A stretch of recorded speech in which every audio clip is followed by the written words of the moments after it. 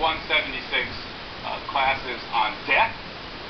My name is Shelley Kagan, and the very first thing I want to do is to invite you to call me Shelley.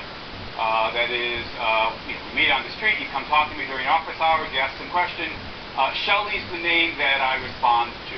I will eventually respond to Professor Kagan, but the synapses take a bit longer for that. It's not the name I immediately recognize.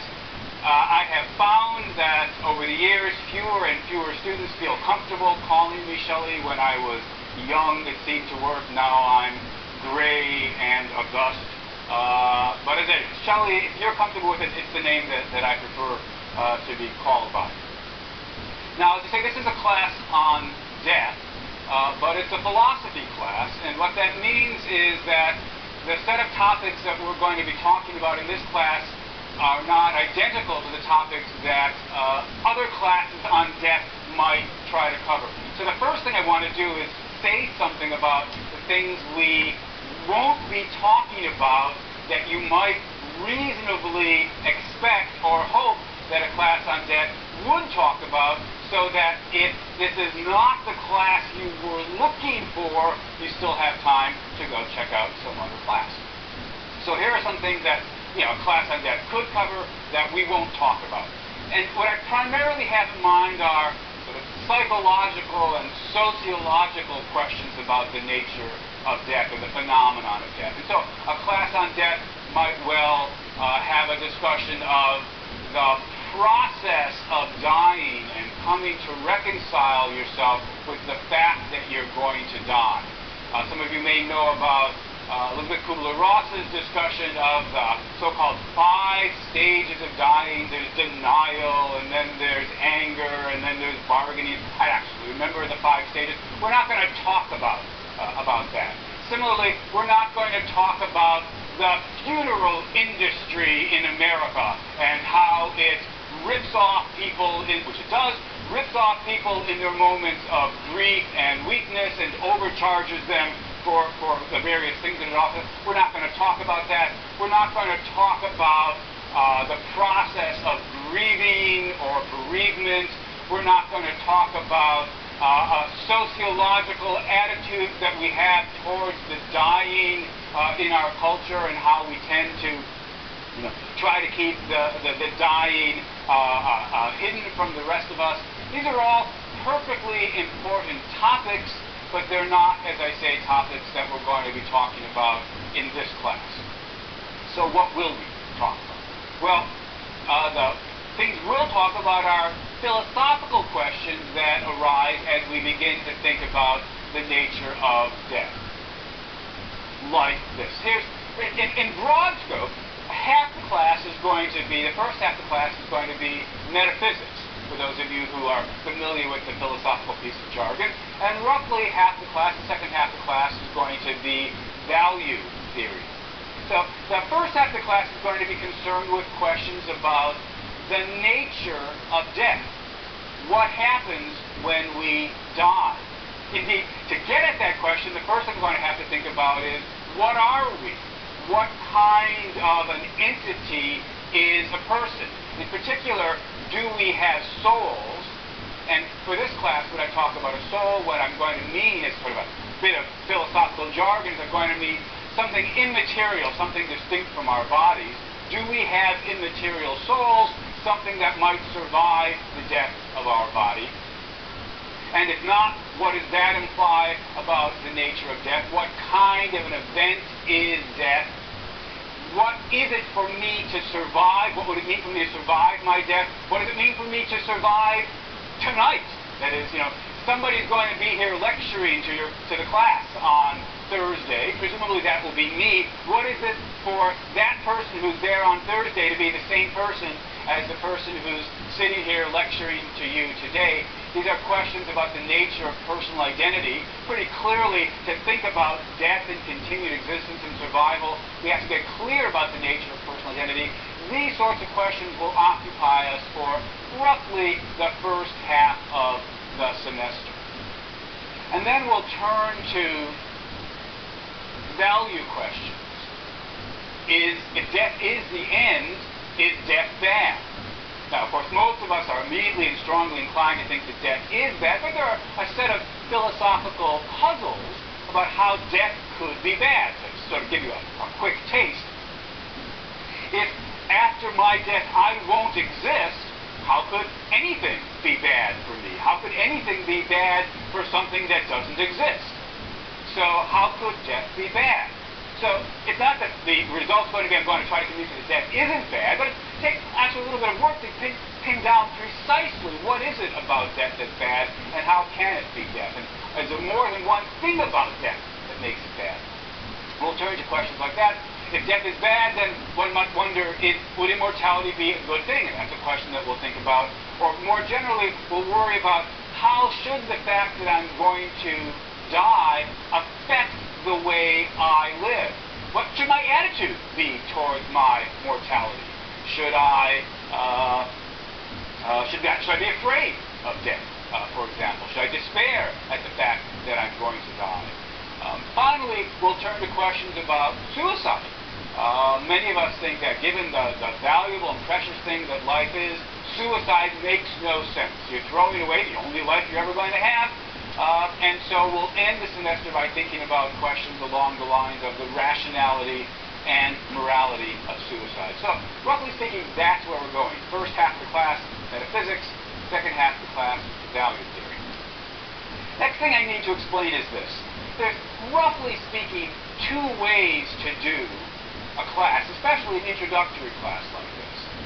In approach number one, you simply lay out the various positions, pro and con, and the professor strives to remain neutral, so not tip his hand about what he holds. That's approach number one, and sometimes in my intro classes, that's the approach that I take. But the other approach, and the one that I should warn you I'm going to take this semester in this class, is rather different. There's a line that I'm going to be developing, pushing, if you will, or defending in this class. That is to say, there's a certain set of views I hold about the issues that we'll be discussing, and what I'm going to try to do in this class is argue for those views, try to convince you that those views are correct. To help you know sort of ahead of time quickly what those views are, I want to start by describing a set of views that many of you probably believe. So I'm going to give you a cluster of views. Logically speaking, you could believe some of these things and not all of them. But here's a set of views that many of you probably believe, and I imagine most of you believe at least some of these things. So here's the set of common views. First of all, that we have a soul. That is to say, we're not just bodies, we're not just lumps of bone and flesh, but there's a part of us, perhaps the essential part of us, that is something more than the physical, the spiritual, immaterial part of us, which, as I say in this class, we'll call a soul. So most of us, most of you probably believe in souls. Certainly most people in America believe in some sort of immaterial soul. And given the existence of this immaterial soul, it's a possibility, indeed, a fair likelihood that we will survive our deaths. The death will be the destruction of my body, but my soul is immaterial, and so my soul can continue to exist after my death. And whether or not you actually believe in a soul, you hope that there's a soul, so that there'll be this serious possibility of surviving your death. Because death is not only bad, but so horrible that what we would like to have happen is we would like to live forever. And so armed with the soul, as it were, there's at least the possibility of immortality. Immortality would be wonderful. That's what we hope is the case, whether or not we know that it's the case. Immortality would be wonderful. That's why death's so bad. It robs us of immortality. And if there is no soul, if death is the end, if there is no immortality, if there is no immortality, this is such an overwhelmingly bad thing that the obvious reaction, the natural reaction, the universal reaction is to face the prospect of death with fear and despair.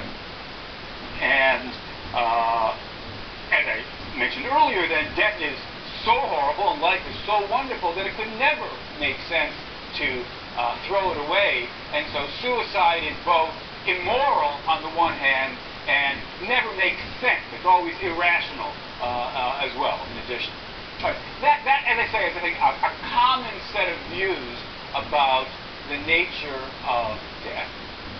And what I'm going to be doing, what I'm going to be arguing in this class is that that set of views is pretty much mistaken from beginning to end. And so I'm going to try to convince you that there is no soul, immortality would not be a good thing, fear of death isn't actually an appropriate response to death, suicide under certain circumstances might be rationally, morally justified. As I say, the common picture is pretty much mistaken from start to end. That's at least my goal. That's my aim. That's what I'm going to be doing. Now, since of course I believe the views I believe in, I hope at the end of the semester you'll agree with me, because I think they're true, and I hope you'll end up believing the truth. But I should say that the crucial point isn't for you to agree with me. The crucial point is for you to think for yourself. And so what I'm really doing is inviting you to take a good, cold, hard look at death, and to face it and think about it in a way that most of us don't do. If you, at the end of the semester, haven't agreed with me about this particular claim or that particular claim, so be it. I'll be content, I won't be completely content, but I'll be at least largely content as long as you really thought through the arguments on each side of these various issues. Carrie, maybe this would be a good time to pass around the syllabus. All right. Next, introductory remarks. A lot of today's talk is going to be devoted to business. I'll get to, if time permits, some philosophy at the end. I want to make one more remark about what I'll be doing in terms of this class. This class, as I say, is a philosophy class. We'll basically be sitting here thinking about what we can know or make sense of with regard to death using our reasoning capacity. We'll be trying to think about death from a rational standpoint. One kind of evidence or one kind of argument that we won't be making use of here is appeal to religious authority. So some of you may believe in, for example, the existence of an afterlife, may believe you're going to survive your death. You may believe in immortality because that's what your church teaches you. And that's fine. It's not my purpose or intention here to try to argue you out of your religious beliefs or to argue against your religious beliefs. All I'm going to ask is that we not appeal to such religious arguments, appeal to revelation or the authority of the Bible or what have you, in the course of this argument, in the course of this class. If you want to, you could think of this class as one big hypothetical. What conclusions would we come to about the nature of death if we had to think about it from a secular perspective, making use of only our own reasoning, as opposed to whatever answers we might be given by divine revealed authority. Those of you who believe in divine revealed authority, that's a debate for another day. It's not a debate that we're going to be engaged in here in this semester.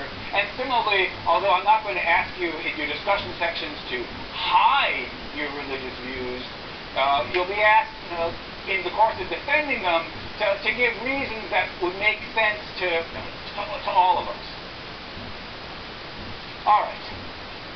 That's by way of sort of where the class is going. Let me now turn to some discussion about the requirements of the class, grades, and so forth and so on. The syllabus is going around the class. Almost all of you have it at this point. The syllabus doesn't really say a whole lot. I've already given you an overview of what topics we'll be going to. The crucial point about the syllabus is that it indicates what reading you need to have done for any given week. Now, I've done my best to peg the readings to where I will be on that week's lecture, but I don't lecture with lecture notes for the most part. Sometimes they take a little bit longer than I anticipated. Actually, I often take a little bit longer than I anticipated. No doubt at some point I'll fall behind. At some point I may rush to catch up ahead. It won't always be the case that the readings will exactly coincide with where the lectures are at. Nonetheless, in any given week, for the start of that week, you should have done the readings that are listed for that week. The readings on the syllabus simply say the author, and there's a couple of books that are available at the bookstore. There are a larger packet of readings that's available as a course pack at Tycho's. And so for any given week, you can find the reading, one or two cases, maybe just one actually, where I've got more than one article by the given author. I've given the title of the article as well. Shouldn't be difficult to locate the reading for any given week. The format of the class, of course, is a familiar and straightforward one. I'll be sitting here lecturing twice a week, this time 10:30 to 11:20. Once a week you will break up into discussion sections. The discussion sections will meet for 50 minutes. You, of course, will have a single time. Each one of you will have a single time. There will be different times the discussion sections meet. For the first time, the philosophy department has just switched over to the online discussion section registration system. I'm not 100% certain how that works. I've not used it before. I take it the idea is something like this. Right now, if you were to shop the class, you could find the tentative list of discussion section days and times. So be sure to find some time that works for you. You can't actually register for any of those discussion section times yet, but as of, I think, next week, when you're able to begin your online registration, you will be able to register for any discussion section that still has a slot, still has a space open in it. In fact, you won't be able to finalize your discussion, you won't be able to finalize your registration for your courses until you've actually signed up for an available slot. Once you have registered, if some other slots become available that weren't previously available, I gather you'll be sent some sort of email by the system in case some other time would be better for you. You can put yourself on waiting lists and so forth. It sounds pretty good on paper. Maybe it'll all work smoothly. I've never been through it before. I hope we won't have any problems. But right now what you want to make sure is that there is a time that's available. Right now all the times are available, but that there is a time that works for you. Because if you can't find a discussion section that works for you, you won't be able to take this course. Any questions about that? Any questions? I should actually ask. Any questions about anything that I've asked or said so far up to this point? Let me make a remark about questions, which is, today's mostly business. Hopefully it'll be fairly straightforward. But both today and throughout the entire semester, as I'm lecturing, I want to invite you to jump in with questions. Well, jump in is a bit of an exaggeration. I don't want you to just start talking, but to raise your hand. If I'm saying something that you don't understand, the chances are pretty good that there's 25 or 50 other students in the class who don't understand it either. I'm just not being clear. And so I want to welcome you. I really want to invite you, whenever you've got some reactions to the things that I'm saying. Shelley, raise your hand. I'll call on and say, Shelley, I didn't really understand what you were saying about the soul. Could you please explain that again? Or for that matter, if you've got some quick reactions or thoughts or responses to the arguments that I'm laying out, and you want to share them with the class as a whole, then very much I want to invite you to do this. Now, this class is too big for us to have some, close, intimate conversation between the 150, 180, however many students there are here. That's not going to happen. But, the chance for detailed discussion in the discussion section, that's where that should happen. But still, there is a chance for, brief reactions and definitely a chance for questions, and I very much want to invite you to do that. So, if at any point you've got something you want to ask about or some 2 bits you want to add, raise your hand, wiggle it around, make sure I see you. I may want to finish the particular point that I'm making but I'll try to come back to you, and I'll then raise your question, and if I remember at least, I will repeat the question out loud so that everybody can hear it. I also want to say that I will try to have the practice of after class ends, if you want to continue the discussion, you have some questions that occurred to you towards the end, we didn't have a chance to share them with the class as a whole, I will, on a normal day, meet outside and continue to talk with however many of you want to do that until you're done. So I just love talking about this stuff. So I welcome you to come to my office hours. I invite you to ask questions in class, or if you prefer, after class as well. Again, any questions about any of that? Yeah. When are my office hours? That's a great question, and I don't know the answer to it. I haven't planned them yet. On Thursday, start the class by asking me that, and I'll give you an answer. All right. Other bits of business. I should say something about grades. Now, many of you may have heard, many of you may know, and if you don't already know this, I should warn you that I have a reputation around Yale as being a harsh grader. I know this